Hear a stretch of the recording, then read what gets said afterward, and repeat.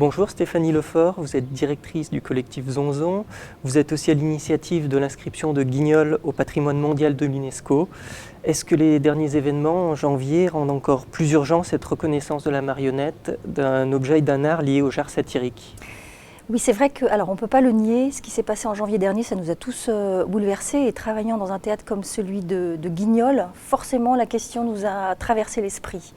Est-ce que ça le rend plus urgent? Je ne suis pas sûre, ça le rend nécessaire, ça c'est évident, mais ça l'a toujours été, il me semble. La satire, la liberté d'expression, toutes ces manières de réfléchir autrement, elles traversent le théâtre de Guignol. Donc elles sont prégnantes de toute façon au théâtre de Guignol. Ce genre satirique lié à la tradition d'un guignol pour adultes semble d'ailleurs un petit peu oublié, y compris par les Lyonnais. Vous essayez de la remettre à l'honneur dans les presses de comptoir, par exemple. Comment écrit-on sur l'actualité? Est-ce que ça implique un rapport particulier avec la presse, qu'elle soit généraliste ou presse alternative? Alors, bon, déjà, je ne pense pas que ce soit oublié dans l'esprit des Lyonnais. Je pense que les Lyonnais, s'ils savent une chose de Guignol, c'est que c'est quelque chose de satirique, d'irrévérencieux, et donc quand même à destination des adultes. C'est vrai que Guignol, il est né sur les pavés, et dans la rue, il y avait aussi bien des enfants que des adultes. Mais il y a toujours eu ce discours quand même satirique, hein. Je crois que les Lyonnais le savent bien, ça. Après, sur les presses de comptoir, oui, c'est vrai qu'on a eu envie de renouveler un peu ce genre de chansonnier, un peu d'autrefois. Et puis le rapport avec la presse, ma foi, c'est un rapport qu'on a tous, hein, c'est un rapport de citoyen avec notre manière de lire les journaux, c'est-à-dire avec un regard critique, évidemment, parce qu'il ne suffit pas de dire que dans le Progrès, c'est parce que c'est écrit donc c'est vrai. Il y a un peu, oui, il y a un peu une voix, une seule voix, hein, dans les médias aujourd'hui. Et donc Guignol et ses acolytes, là, c'est aussi une manière de dire les choses autrement, avec du recul, en dédramatisant les situations, donc en les rendant peut-être plus intelligibles aussi. Et comment fonctionne d'ailleurs ce trio Guignol, Niafron, Madelon pour justement révéler ce que Alors, chacun selon sa personnalité, hein. C'est un peu une espèce de petite chorale. Guignol, Niafron, Madelon, ça permet d'avoir des points contrepoints, d'avoir des voix différentes, chacun endossant un rôle qui lui est propre. Alors Guignol, ça va être celui qui réfléchit pas trop, qui fonce, qui dit peut-être des choses ineptes mais qui les dit. Et puis qui les dit haut et fort, donc peut-être la voix du peuple, hein, le bon sens populaire, parfois un peu naïf, parfois un peu ridicule, mais enfin c'est dit. Niafron, ce serait plutôt le philosophe, celui qui réfléchit, c'est peut-être parce qu'il se noie un peu dans les brumes de l'alcool, alors ça lui donne le temps de réfléchir. Et en général, il est celui qui pose un peu les problèmes.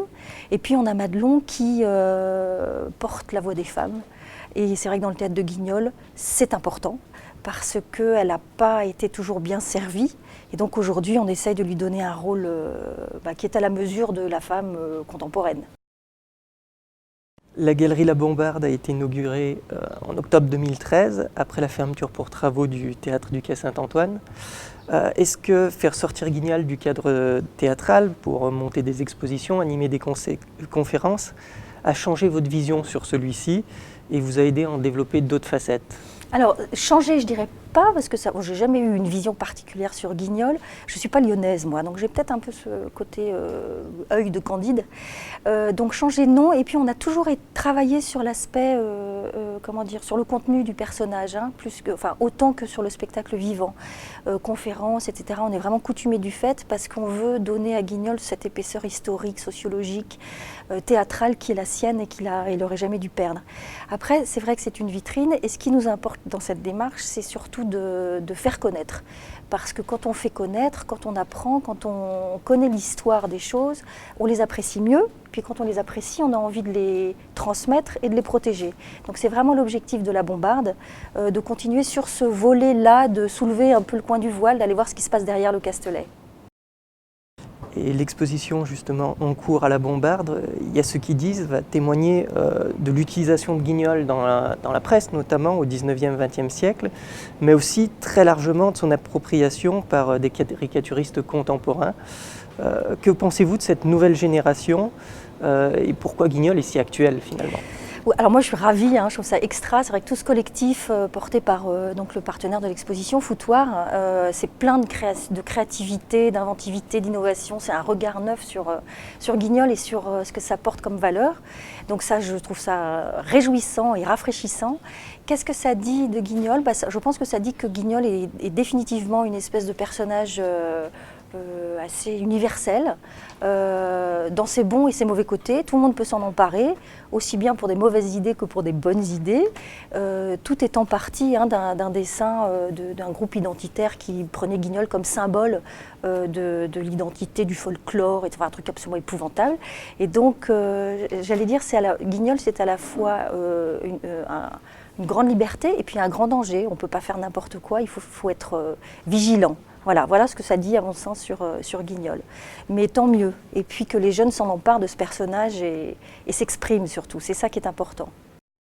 Stéphanie Faure, merci.